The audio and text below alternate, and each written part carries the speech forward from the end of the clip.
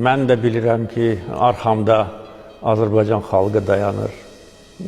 Azərbaycan xalqı da bilir ki, mən onun arxasında dayanıram. Yəni, xüsusi bir hissdir. Bunu yəqin ki, bir çoxları yaşamayıb. Xüsusilə hər iki dövrdə ölkəyə rəhbərlik edən şəxs kimi, bəlkə də bu unikal təcrübədir.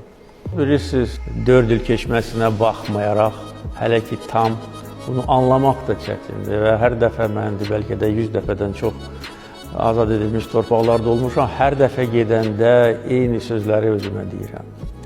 Eyni sevinci bölüşürəm, sanki birinci dəfə gəlmişəm ora. Yəni, siz necə, mən də elə. Və əlbəttə ki, məsuliyyət və qürur hissi.